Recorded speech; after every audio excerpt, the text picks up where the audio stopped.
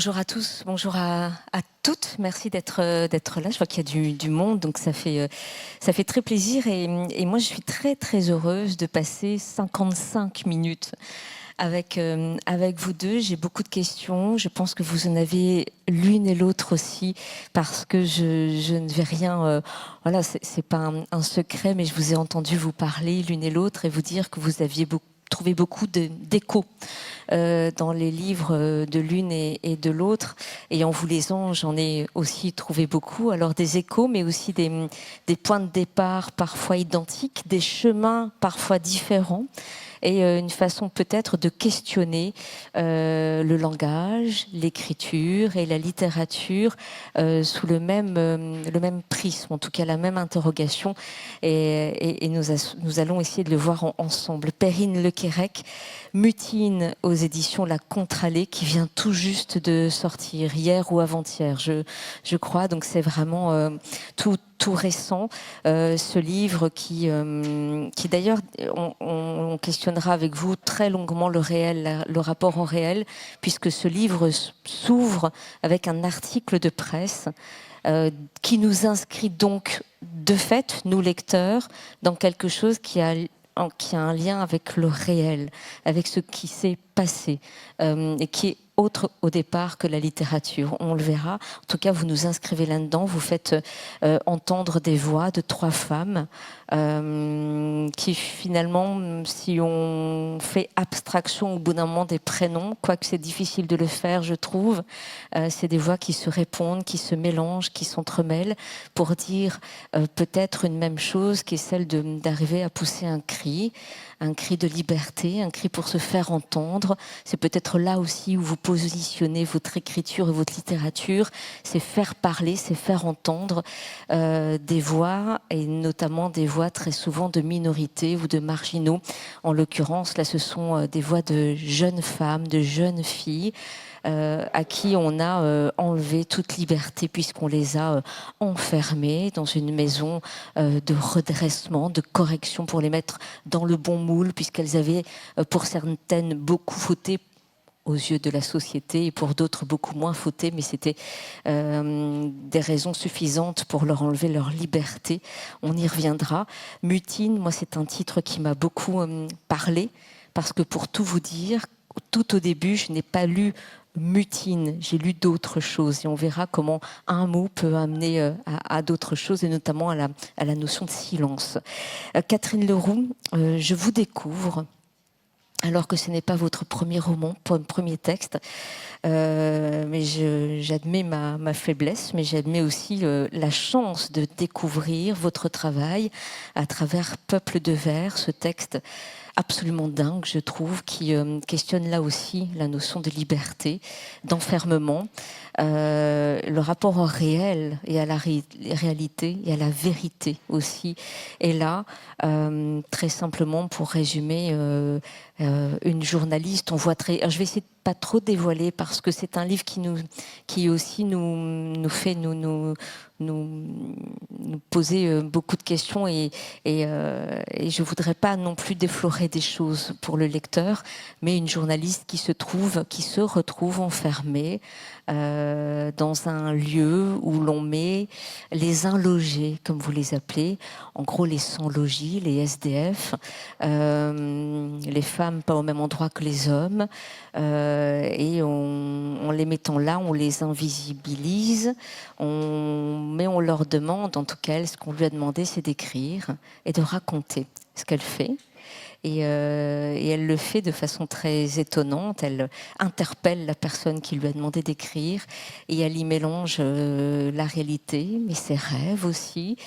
Et là aussi, il est question de cri, parce qu'elle parle de cri, les cris étouffés des autres avec lesquels elle est, mais aussi quelque chose qui peut sortir. Toutes les deux, vous questionnez le langage, les langages, parce qu'il y a plein de façons de parler. Le corps parle.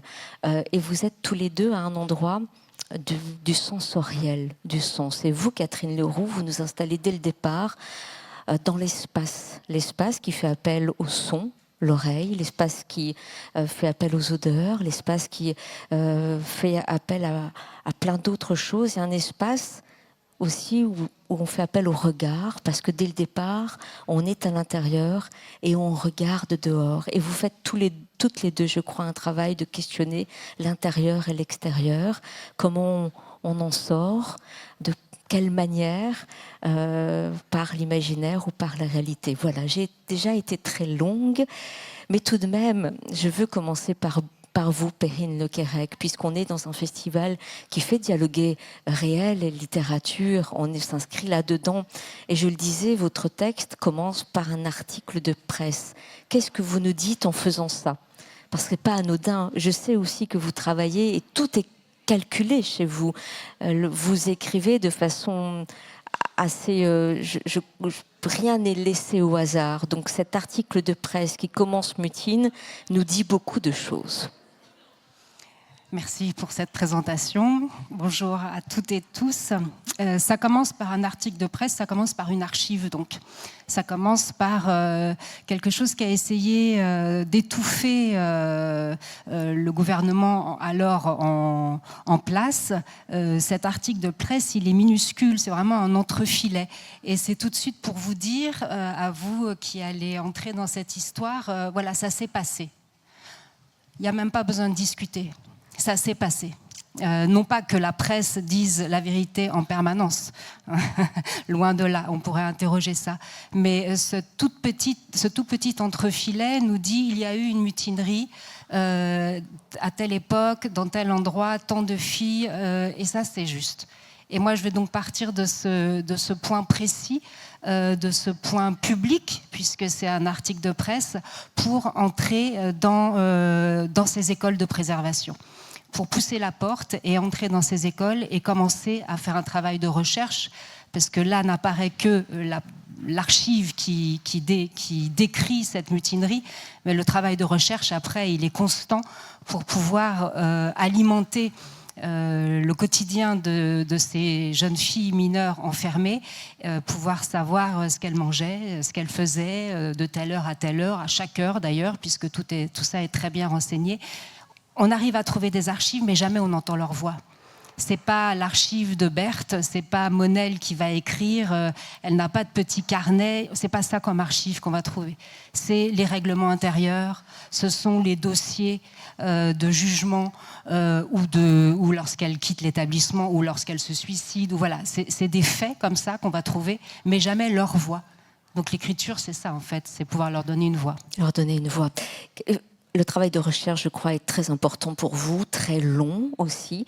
Ça veut dire qu'il y a besoin pour vous, Perrine Lequerec, de vous approprier absolument tous les détails pour après être libre d'écrire et de leur donner les voix. Oui, c'est exactement ça. Et encore, pour ce livre-là, le travail de recherche n'a pas été si long, puisque les archives sont vraiment très parcellaires. Il y a très peu de choses. Donc, je me suis arrêtée plus vite que je n'aurais aimé m'arrêter. J'aurais aimé continuer à chercher et à trouver surtout beaucoup de documents sur ces filles et sur ces écoles de préservation. Mais effectivement, c'est un travail que j'adore. C'est pouvoir cheminer, c'est pouvoir aller à la rencontre de mes personnages. Et c'est comme ça, en accumulant les faits, les vérités, les lois, les règlements, le quotidien, les détails. C'est en accumulant comme ça, à force d'archives, l'iconographie aussi, que je peux bâtir mon histoire et que je suis après libre de pouvoir aller de l'une à l'autre, de pouvoir tracer mon chemin d'écriture.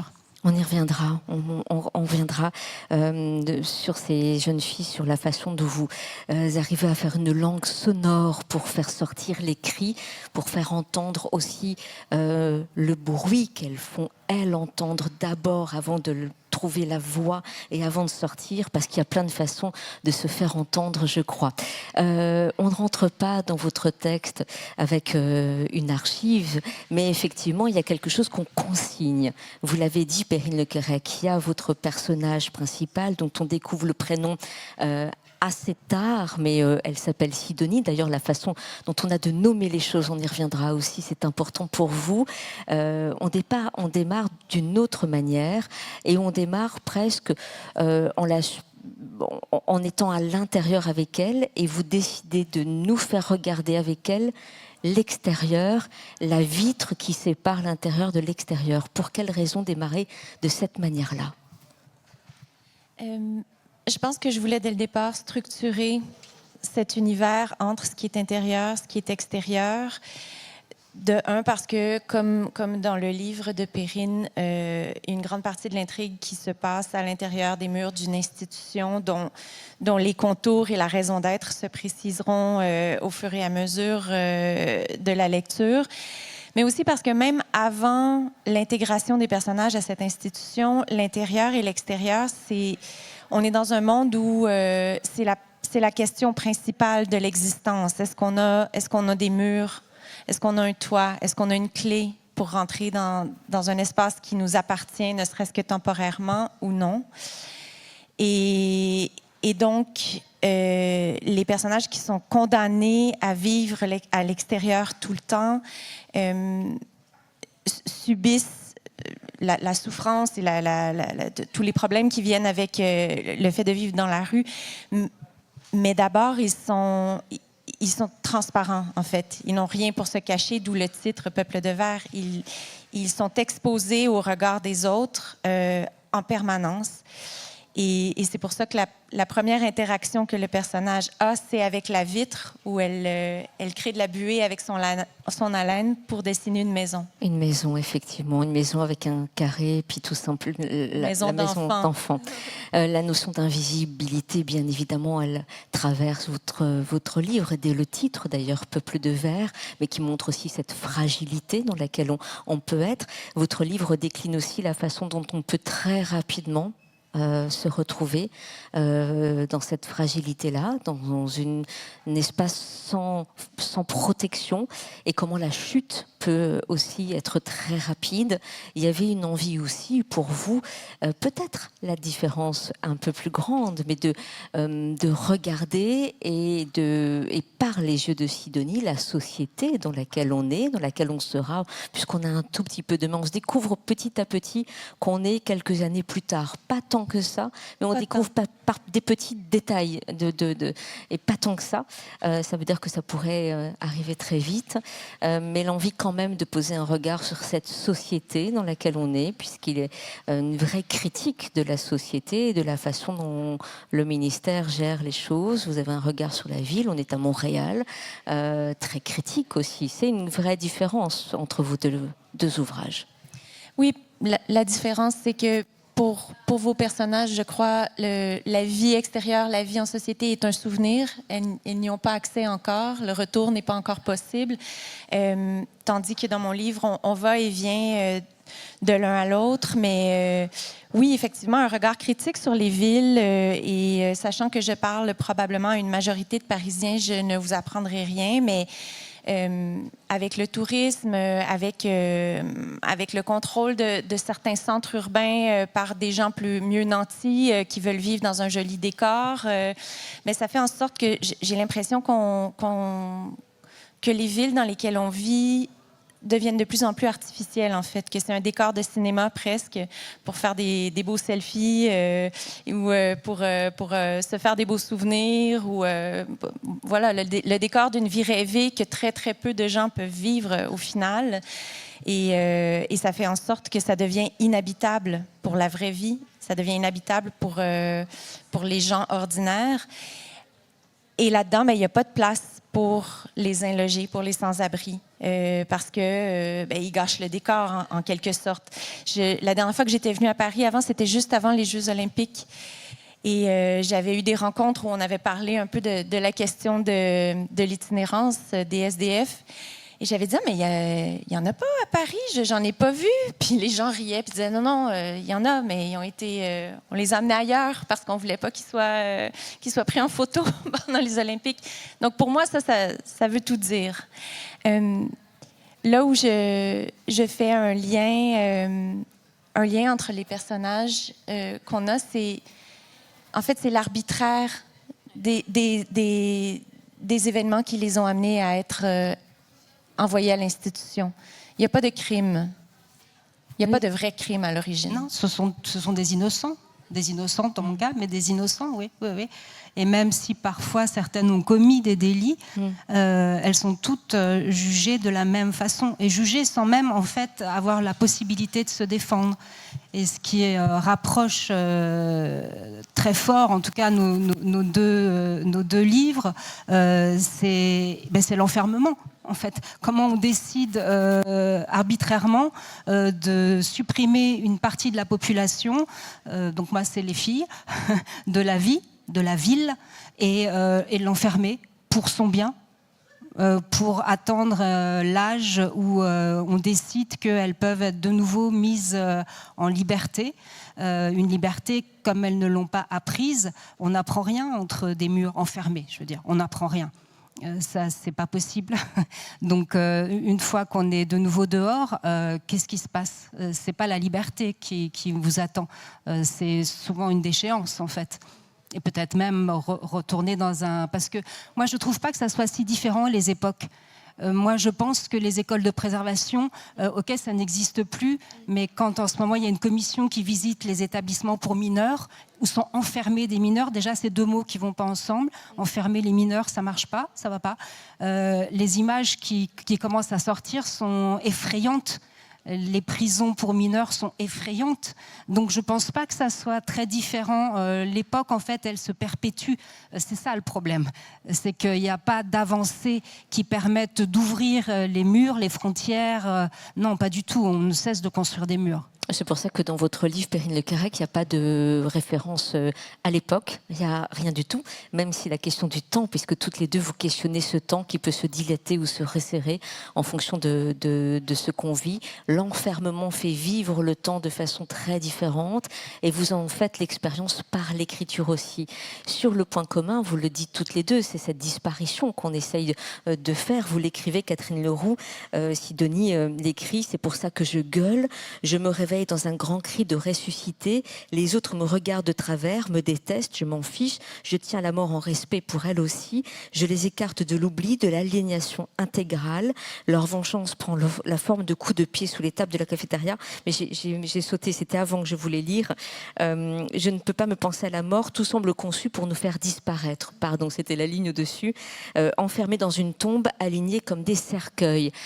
Pareil pour vous, c'est l'idée de faire disparaître, d'effacer, de gommer les aspérités, parce que c'est ça finalement dans la société dans laquelle on est, on veut que tout soit un peu plus propre, alors qu'au contraire rien ne s'arrange dans la rue, il y a de plus en plus de tentes, de sans-logis, alors qu'on essaye de nettoyer, d'effacer et d'enfermer et de recréer société à l'intérieur, parce qu'on les fait travailler, c'est tant d'euros l'heure, mais ça permet de les nourrir, de les loger, et en plus de ça, pour sortir, il faut faire la demande, et on repart avec une dette, si on accepte la demande. Vous montrez finalement que c'est sans fin, que les sociétés recréent des sociétés, même dans leur façon de fonctionner. Oui, mais je pense aussi que c'était...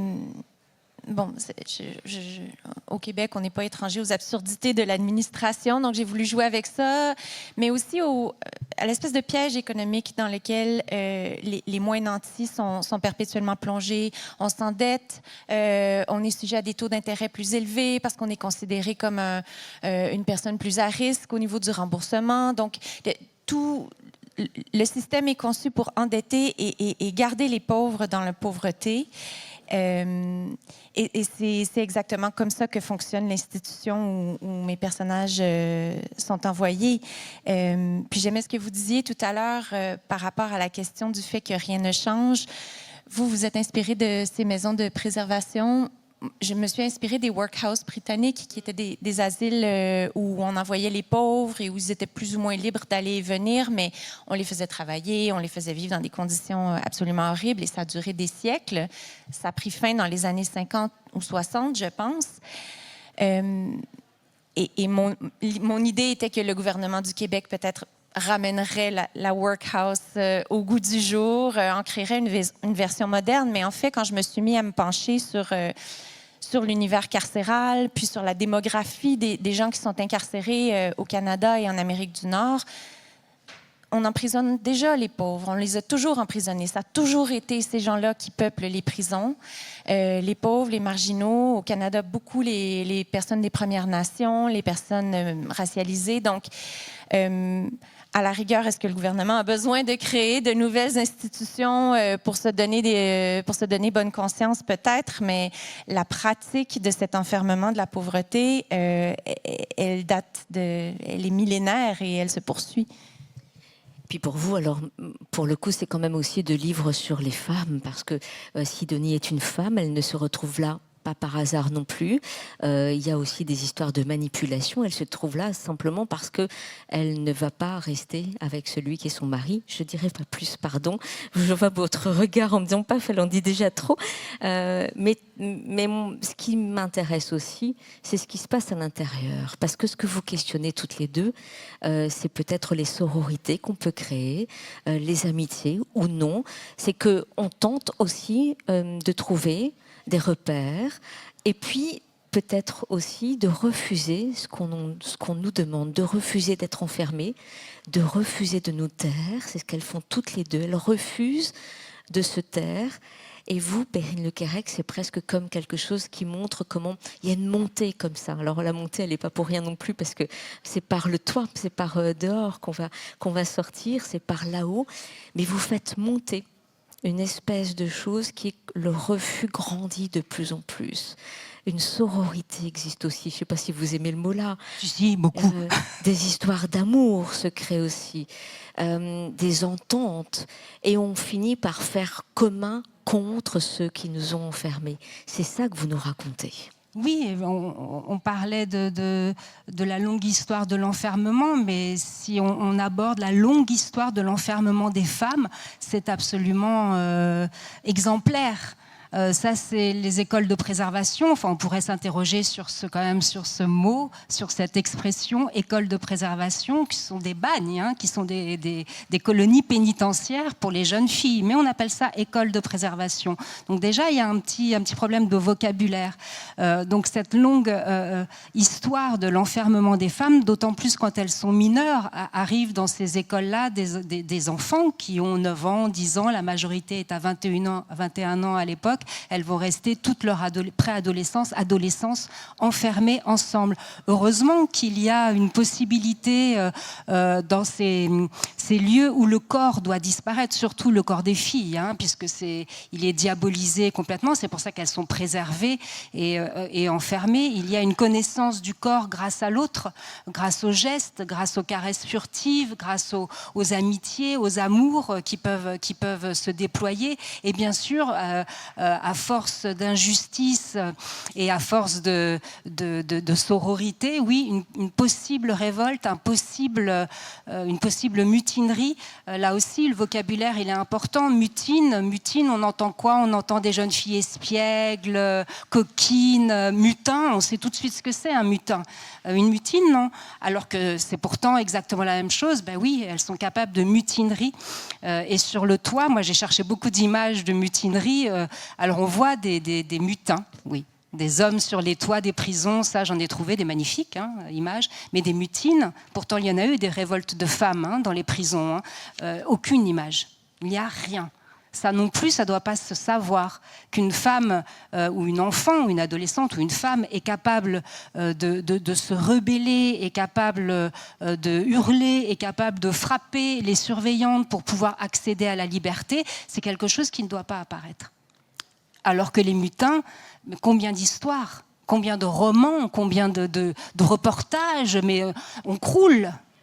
Tant mieux, c'est bien qu'on connaisse l'île Maîtresse, c'est fantastique, mais même Bétaram, je dirais. Hein, que le Bon Pasteur, avec les femmes qui ont été enfermées au Bon Pasteur et qui se plaignent, aujourd'hui, depuis des années, qui dénoncent, on ne les écoute pas. Il y a quelque chose quand même de terrifiant dans cette façon de vouloir toujours, plutôt de ne jamais vouloir entendre la voix des femmes. Je vous disais au début, alors Mutine, le titre est magnifique, mais moi j'ai lu trop rapidement au départ et j'ai lu Mutisme. C'est pas si éloigné que ça. Et mutisme, c'est quand on est empêché de parler. Et finalement, je trouvais que c'est peut-être le hasard, mais voilà. Vous, le refus commence par le corps. Je voudrais qu'on parle de l'expérience du corps. Et toutes les deux, les corps sont tellement importants. On a parlé d'invisibilité, on a parlé de transparence, de cacher des corps qui pour vous étaient visibles avant dans la rue, puis après on les enferme. Mais ça passe. Vous, Perrine Lequerec, elle commence toute par s'exprimer par ce corps. Les corps enfermés, les corps entre les murs, mais les corps où on commence par mettre les mains à travers le grillage, la langue à travers le grillage, et puis on utilise les objets autour de nous. Vous travaillez vraiment là-dessus. Et on commence par ça. On tape avec la cuillère pour faire du bruit. Ça fait tap, tap, tap, tap. Je ne le ferai pas aussi bien, mais je vous demanderai peut-être de lire un extrait si ça vous dit. Et ça commence par là. Le langage, la façon de refuser, c'est d'abord le corps qui dit non avant de trouver le langage. Oui, parce que ce sont des institutions où le silence est obligatoire. C'est le silence qui règne. Le silence et la peur, puisqu'on est sans cesse sous le joug d'une menace qui peut arriver. Donc le silence, c'est pas facile de retrouver le vocabulaire, de retrouver les mots, de retrouver la voix, en fait. Quand elle est dangereuse, quand elle va déclencher une punition, une camisole de force, un enfermement au cachot, c'est très difficile. Donc, commencer par le corps, commencer par les objets, commencer par faire du bruit, se dire je peux faire du bruit. Et puisque je peux faire du bruit, je peux inventer un langage et je peux finalement retrouver la parole. Et à partir de ce moment-là, parler. Oui. Est-ce que vous voulez lire un extrait? Alors moi j'ai choisi celui-ci, mais alors c'est page 42. Parce que je voudrais qu'on parle aussi des lieux avec vous. Les lieux sont toujours tellement importants. Alors vous démarrez où vous voulez et vous finissez où vous voulez, puisque on va parler aussi de la forme de votre livre qui est particulière. C'est pourquoi nous sommes là, à la porte de la vie, sans âge, sans avenir, sans espoir, cernés par les murs, les yeux. Je nous regarde. Comme je nous regarde. Petite fille toute, petite fille, mauvais sujet. Petite enfance, toute petite enfance, encerclée. Horde, verrou, grille et... Quoi d'autre? Des murs, c'est que des murs. Rien d'autre. Vie obstruée par le grillage. On ne sait rien. Tout est caché. Dehors, c'est... le péché, ignorante, perdue, dans un labyrinthe de couloirs, d'escaliers, d'oubli, ignorante, oubliée dans la bâtisse hermétique, sa propre loi, ignorante, ma peine, mon immense peine, grandie, besoin de devenir, l'enfant, la libre. Je suis là depuis si longtemps. Ne peut pas compter les années. J'ai 16 ans et une mémoire de mur, d'orpheline, derrière les grilles, dans cette immensité figée et barricadée. Comment comptez-vous le temps? Les murs collent à la peau, le temps colle aux dents. Impossible d'ouvrir la bouche, de parler, de prononcer. Impossible de rire, d'émanciper, de transgresser. Tap, tap, tap, grondement dans ma tête. Tap, tap, tap la cuillère. Le cri monte du fond de ma gorge. Alors, on l'entend déjà dans la forme, puisque vous, et ça fait longtemps, vous mêlez différentes formes d'écriture et de façon totalement, je pense que ça, comme ça vous vient, je pense que c'est quelque chose chez vous d'instinctif, hein. Donc prose, poésie sont mélangées, mais cette façon d'écrire à ce moment-là, avec ces ruptures qui sont à des endroits particuliers, fait que le lieu où elles sont, là c'est une voix, se mélange presque à ce qu'elle fait. La mémoire, le lieu a une mémoire, dites-vous, mais elle aussi, elle a une mémoire parce qu'elle a 16 ans, et vous faites mêler les choses et presque se dialoguer, ce lieu qui enferme, la mémoire du lieu qui a enfermé d'autres femmes avant elle, d'autres filles avant elle, et sa propre mémoire. Et vous les faites presque dialoguer et presque s'entendre l'une et l'autre. Ça tape aussi entre les deux. C'est comme ça que je l'entends. Oui, ça peut être comme ça, s'il y a un écho. En fait, l'écriture, elle cogne sur les lignes que j'ai décidé d'intégrer dans cette partie-là, et elle rebondit, elle coupe la phrase. Comment on réfléchit, en fait, moi, pour écrire, je me dis comment on réfléchit quand on est enfermé. Quand on est enfermé dans une cellule d'1,10 m, qu'on a 15 ans, 16 ans, 13 ans, comment on réfléchit? Est-ce qu'on a une pensée fluide? Est-ce qu'on réfléchit de façon légère? Non. On est toujours avec ça, avec la grille devant, avec le mur qui serre, avec le silence, avec les ordres, avec les punitions. Donc la pensée, elle est fractionnée. L'écriture, elle est brisée.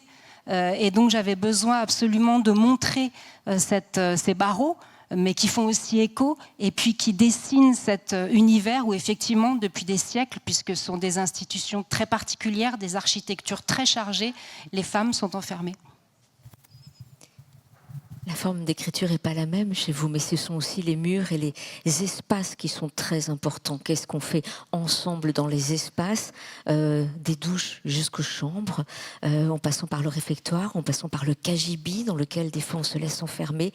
Et il y a le petit espace presque de liberté quand on se laisse oublier là. Là aussi, vous interrogez le lieu, et le lieu dans lequel le temps est plus le même non plus, et le lieu qui nous fait parfois, souvent, être différent. C'est presque aussi un des personnages principaux, cet endroit-là. Oui, parce que il y a presque une volonté des lieux, en fait. Les lieux cherchent...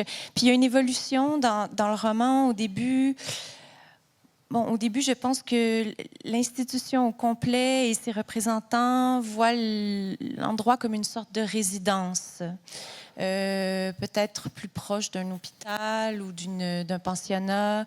Et petit à petit, au fur et à mesure que les résidents ne se conforment pas exactement à ce qu'on attend d'eux, il y a un raidissement des choses. Puis même l'institution se raidit, devient peut-être plus exiguë. Et elle devient de plus en plus décrépite aussi, au fur et à mesure où les gens commencent à se sentir plus mal, ils réalisent qu'ils ne peuvent pas sortir, il y a des virus qui s'installent, la nourriture devient de plus en plus mauvaise, les murs s'effritent, le plancher se fissure, etc., etc. Donc, il y a une correspondance un peu entre l'état d'esprit de la narratrice et son environnement immédiat. Avec une question que vous posez, je trouve, qui est la question de qu'est-ce que l'essentiel dans nos vies? Parce qu'elle se rend compte au bout, elle dit « j'étais pas baisée depuis combien de temps maintenant ?» Qu'est-ce qu'on fait de nos vies? Qu'est-ce qu'on fait de nos corps? Qu'est-ce qu'on fait de nos désirs aussi quand on est dans ces endroits-là? Mais oui, c'est qu'en fait, on n'est plus qu'un corps quand on est là. L'institution, elle n'est pas là pour s'occuper de, quoi qu'elle en dise, de notre bien-être psychique. Elle est là pour caser nos corps. Elle est là pour caser le corps pour qu'il ne dérange plus. On est l'expression que j'ai lue dans mes recherches et que j'ai rendue au personnage de Sidonie, c'est une population excédentaire. Donc, on la range là et il est question aussi, on ne veut pas que les hommes et les femmes se rencontrent parce qu'on ne veut pas que personne ne tombe enceinte, parce qu'il y a la crainte de la perpétuation de cette population indésirable-là. Donc, il y a même un soupçon qu'il y a des anovulants dans la nourriture qui sont dilués. Bref, il y a la paranoïa aussi qui s'installe chez les résidents parce que il y a un moment où on se demande jusqu'où l'institution est prête à aller pour arriver à ses fins puis pour contrôler cette population-là. Je voudrais qu'on parle de la façon dont on a de nommer les choses et de nommer les gens. Elle apprend assez tard le nom de ses voisines, votre Sidonie. Elle dit « J'avais évité de les entendre jusqu'alors, je ne voulais pas les identifier. » Et vous écrivez « Connaître le nom de quelqu'un le rend réel, inévitable. » Je veux que vous me parliez de la façon, de ce que vous voulez dire derrière ça, parce que vous voulez dire bien plus que ce qu'elle dit. Qu'est-ce que c'est que nommer et qu'est-ce que c'est que de rendre les gens inévitables? Il faut savoir que Sidonie est une personne un peu misanthrope et qu'elle n'a pas l'impression qu'elle est à sa place à cet endroit. Les autres, peut-être, mais pas elle. Donc, elle arrive là avec une certaine arrogance, puis une impression que pour elle, ça va être l'affaire de quelques jours, puis elle va repartir tout de suite. Et c'est pour ça qu'elle refuse de se rapprocher de celles qui l'entourent. Je pense qu'en ayant peur de connaître leur nom, en refusant de les nommer, c'est parce qu'une fois qu'elle va l'apprendre et le retenir, ce nom, elle n'aura plus le choix d'admettre qu'elle est l'une d'entre elles, qu'elle fait partie de ce groupe-là. Et c'est paradoxal pour elle parce que ses premières semaines d'incarcération, si on veut, sont absolument atroces. Et c'est au moment où elle accepte d'apprendre le nom des voisines et de leur parler que les choses se transforment pour elle et que la vie devient tolérable. De la même façon que pour les personnages de votre recueil, il se passe la même chose. C'est dans la sororité, c'est dans l'amitié, c'est dans cette solidarité qui s'installe que la survie et peut-être mieux que la survie devient possible. Mais les noms, il y a aussi beaucoup question du nom qu'on utilise pour désigner les personnes sans abri. Le gouvernement propose un nouveau néologisme, un nouvel euphémisme que moi, j'ai traduit en fait de l'anglais unhoused, qui est un terme qui est de plus en plus utilisé aux États-Unis pour parler des personnes itinérantes. Les inlogés. Et les personnages l'adoptent presque contre leur gré. Ils sont un peu contaminés par ce langage qui gomme la réalité. Et en l'adoptant, ils s'effacent eux-mêmes un peu, en acceptant d'utiliser un terme aussi doux puis aussi menteur. Par rapport à ce que ça veut dire. Sidonie, quand elle écrit, elle continue à utiliser des mots qui sont durs, qui sont âpres. Et elle dit à Régine, à qui elle écrit, parce que Régine est celle qui lui demande d'écrire, qui la reçoit une fois par semaine. Elle lui dit, tu n'aimes pas quand j'utilise des mots comme ça, parce que tu aimes les mots qui gomment les aspérités. Donc elle résiste encore un peu avec les mots qu'elle utilise, le langage. Est-ce que c'est ça aussi, pour vous, écrire, c'est une forme de résistance à quelque chose? Oui, absolument. Il y a des mots qu'elle utilise par provocation, puis il y a des mots qu'elle utilise pour ne pas les laisser périr. Par exemple, il y a des personnages qui sont non-binaires, mais qui sont traités selon leur sexe biologique à l'intérieur de l'institution. Et Sidonie insiste pour utiliser le pronom « yel ». Et c'est étrange parce que c'était pas le cas quand j'ai commencé à écrire le roman, mais peu après sa publication, le pronom « yel » a été banni des communications officielles du gouvernement québécois. Donc, cet effacement-là, il est en cours. Fait que j'ai toujours aimé, on m'a fait le commentaire particulièrement en France sur certains mots de vocabulaire qui sont peut-être moins familiers. Moi, je tiens mordicus à les utiliser, ces mots-là, parce que je pense qu'il faut garder les mots vivants. Puis plus on en a, puis plus on est capable de créer des expressions aussi pour désigner des choses qui n'ont pas de nom, plus on permet de faire exister des choses et d'avoir ce qu'il faut pour s'y attaquer aussi. Mais ça, moi, je vous disais même que la chance qu'on a, c'est nous, ici en France, de vous lire, parce que de temps en temps, c'est presque comme une expérience, parce qu'il y a des mots qu'on n'utilise pas. Et je trouve ça extraordinaire. Et ça enrichit encore plus la lecture qu'on a de votre texte. Vous dites oui, Perrine Lequerec, parce que ce qu'elle dit sur les mots, sur le langage, le choix des mots, la façon de nommer, et la résistance par l'écriture, vous vous retrouvez forcément. Oui, absolument. Parce que c'est tout le défi quand on attaque un nouveau livre, quand on attaque un sujet pareil, c'est tout le défi de trouver la langue qui va permettre de résister, de s'élever contre et puis de partager, de transmettre ce nouveau combat ou en tout cas ce désir de révéler, de révélation. Donc effectivement, là, chaque mot est capital. Alors, je voudrais qu'on parle du choix ces trois voix, ces trois jeunes filles, trois filles. Je ne sais pas comment vous voulez qu'on... C'est compliqué, oui, c'est vrai. Elles sont tellement jeunes. Elles sont très jeunes. Et quand on dit jeunes filles, il y a un côté un peu... je sais pas, ça me plaît pas tellement, mais pourtant fille, ça va pas non plus. Et puis c'est pas encore des femmes, mais c'est plus des enfants. Donc j'ai beaucoup de mal à leur donner. Mais vous leur avez donné un prénom. Voilà, donc elles ont un prénom, c'est beaucoup plus C'est plus simple finalement. 3, vous auriez pu continuer. Vous avez dit finalement, j'avais pas envie de les lâcher. Mais qu'est-ce qui fait ce triptyque-là? Alors 3, c'est assez simple. La mutinerie dure 3 heures. Donc il y a 3 voix. Voilà, c'est vraiment très, dans mon esprit, c'était très clair. Je voulais que chacune de ces 3 jeunes filles exprime 1 heure de cette mutinerie, ou en tout cas 1 heure de leur vie dans cette école de préservation jusqu'à la mutinerie. Donc ça dure 3 heures, il y a 3 voix. C'est un peu simple. 3 heures pour qu'elles relèvent la tête aussi. Vous les faites parler. Vous les faites s'élever par elles-mêmes et non par les autres. Ce que je trouve formidable, c'est qu'effectivement, on a le sentiment qu'elles se redressent.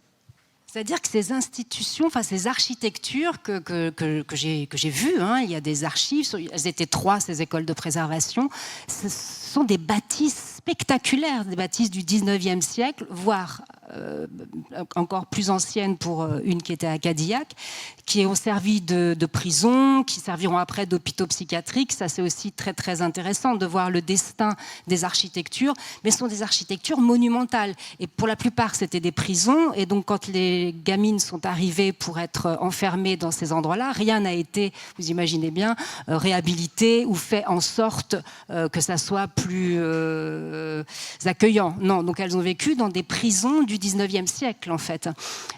Je ne me rappelle plus pourquoi on dit ça. Oui, donc c'était important de pouvoir traverser ces architectures punitives, déprimantes vraiment, et d'arriver au ciel, enfin d'arriver en tout cas sur le toit. C'est tout un chemin pour arriver, pour conquérir sa liberté et puis parvenir sur le toit et retrouver la liberté, en fait. Et parfois par un détail, moi j'ai beaucoup aimé quand une de vos filles, de vos jeunes filles, devient reine, simplement, et elle dit « je relève la tête ».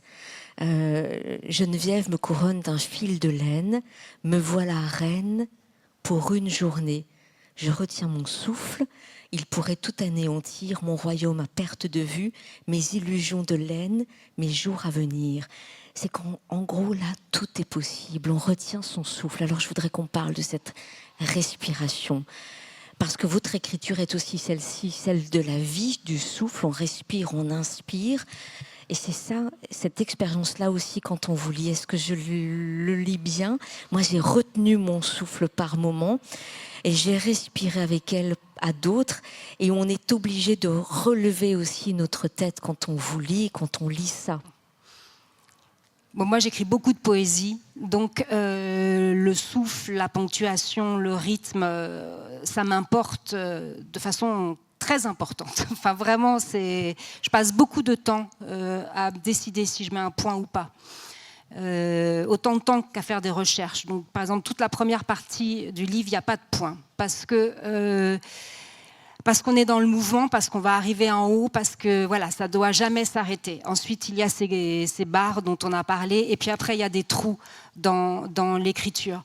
Tout ça, effectivement, ça donne une corporéité à chaque langage. C'est 3 jeunes filles différentes qui vont parler, avec leur souffle différent, avec leur vie passée différente, mais avec un commun qui est leur présent.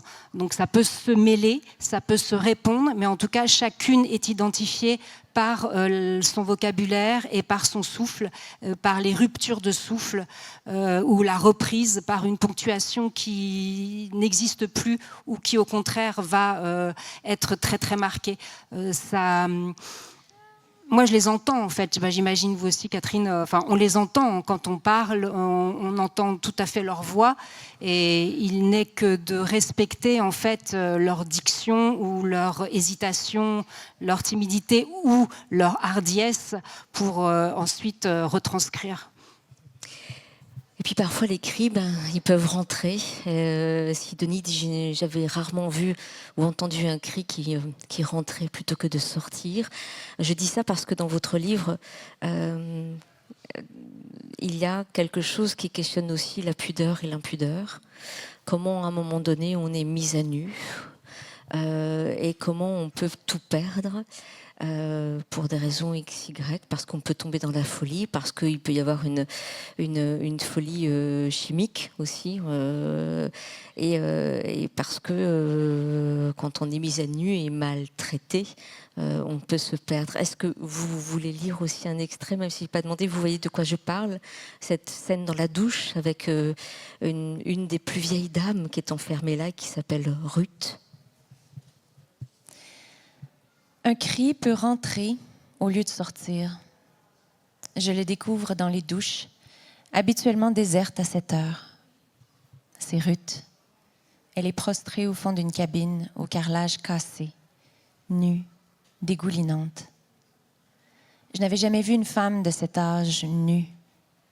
Sa peau est d'une autre nature, quelque part entre le papier de soie et le lézard, tirée vers le bas de telle sorte qu'elle forme des sourires partout, drapant un corps dont on devine les organes et les tumeurs en devenir. Ruth tremble et son épiderme ballotte. Ses mains, ses jambes, ses avant-bras sont couverts de sang.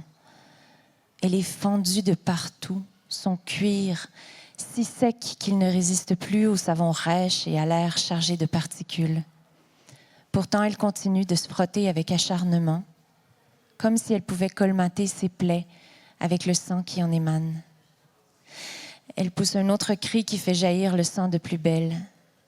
L'épais liquide se délaie dans l'eau qui fuit du robinet. J'ai envie de vomir. Elle ne m'a toujours pas vue. Elle est enfermée dans sa douleur comme dans un sarcophage. C'est pas la partie la plus joyeuse. Non, mais cet extrait, moi, je trouve qu'il est aussi, que montre ce qu'on peut aussi dans ces lieux-là, où il y a plein d'espace. Et c'est un jeu de regard qui se fait. Elle voit sans être vue et on s'observe beaucoup dans ces lieux-là. Oui. Et elles sont observées, ils sont observés. Oui, c'est ça, c'est le panoptique, en fait. C'est le principe de l'architecture panoptique. L'œil du pouvoir peut toujours voir tout le monde, mais on ne sait jamais quand on est observé. Puis c'est ce que j'ai essayé de reproduire aussi avec l'écriture de Sidonie. Donc, vous l'avez dit d'entrée de jeu, elle est forcée de tenir ses carnets. On l'oblige à faire ça parce qu'elle a des séances de thérapie obligatoires et qu'elle n'arrête pas de se moquer un peu de l'intervenante avec qui elle a des conversations. Donc, on l'oblige à écrire à la place. Et là aussi, il y a un jeu entre le se révéler et se cacher. Elle est constamment en train de nous dire la vérité, mais de la cacher derrière autre chose, de faire des tests aussi. Elle pose des informations, puis elle voit est-ce qu'il y a des réactions au niveau des autorités ou pas. Est-ce qu'on la lit si attentivement que ça? Et dans le fond, c'est sa façon de résister aussi, de faire ces espèces de jeux de miroirs, puis de reflets, puis parce que ce qu'elle sait et ce qu'elle refuse, c'est qu'on utilise ce qui est censé être un journal intime pratiquement, pour générer une espèce de science, pour justifier tout ce qui est fait à cette population-là. Donc, elle se donne sans se donner, et ça finit par devenir un outil pour elle. Et pour vous? Et pour moi. Parce que finalement, vous jouez aussi beaucoup là-dessus. Où est la vérité, où elle ne l'est pas. Vous questionnez donc toutes les deux ce que c'est que la liberté, les libertés à tous les endroits, et même la façon dont on peut se délivrer soi-même de ces carcans, de ce que la société a fait de nous, parce que c'est ce qu'elle fait aussi, comment on se métamorphose dans ces endroits-là aussi, pour se délivrer ou peut-être s'enfermer un peu plus, mais ça je ne veux pas dire. Mais cette question de vérité, il faut que vous m'en parliez parce que j'ai lu 2-3 choses et puis la fin du livre, là aussi, vous nous perdez totalement. Et c'est un vrai jeu pour vous aussi, la littérature. Oui, mais en fait, avant même de vouloir parler de la question du logement puis de l'itinérance, la chose dont je voulais le plus parler, ou peut-être pas parler, mais la question que je me posais, c'est comment la vérité et le mensonge, à une ère où c'est donc de plus en plus difficile, la manipulation aussi. Oui, et la manipulation. Comment tout ça s'articule autour de la fiction? À une ère où on ne peut plus faire confiance à quoi que ce soit, à rien de ce qu'on voit sur Internet, en tout cas, où il y a les fausses nouvelles, les deepfakes. Qu'est-ce que peut faire la fiction, puis comment on peut s'emparer de ça comme auteur de fiction pour ouvrir des possibilités. Et je pense que c'est ce que fait le personnage, très clairement, parce qu'à partir du moment où elle cesse d'essayer d'écrire la vérité puis qu'elle se tourne vers la fiction, vers la fantaisie dans son écriture, ben, elle génère des nouveaux espaces, carrément. Voilà. Perrine de Quérec, sur ce qu'elle vient de dire. C'est la vérité de l'imagination, en fait. C'est le mentir vrai. Oui. Oui, c'est ça. Et, mais le réel pour vous, Perrine, on a commencé par ça, mais tout de même, j'ai l'impression qu'il y a aussi cette quête de la vérité aussi. Elle est où la vérité chez vous? Est-ce que c'est une quête ou ça n'est pas une quête par la littérature et par l'écriture? Ou c'est autre chose? Oh, c'est une question à laquelle il faudrait que je réfléchisse quand même. Je ne pense pas atteindre une vérité par la littérature. J'essaye plus modestement de révéler des endroits et des paroles qui ne sont pas du tout écoutées ou entendues ou qui ont été mises de côté. Mais ça ne s'accorde pas forcément avec le mot vérité. Je suis vraie quand j'écris puisque je fais des recherches et que je déteste l'imprécision, donc je veux vraiment que ça soit très très précis, mais c'est pas une quête de vérité. Et quand je lis le livre Le Peuple de Verre et quelques autres livres qui sont sortis là très récemment, je sens ce grand désir de liberté, parce que nos libertés sont en train de s'effondrer. Et je trouve que ce n'est pas anodin que plusieurs autoristes publient en ce moment, ces derniers mois, des livres qui réclament la liberté ou qui alertent sur des privations de liberté qui ont eu lieu ou qui vont avoir lieu. Ou voilà. Ça ne me semble pas du tout anodin.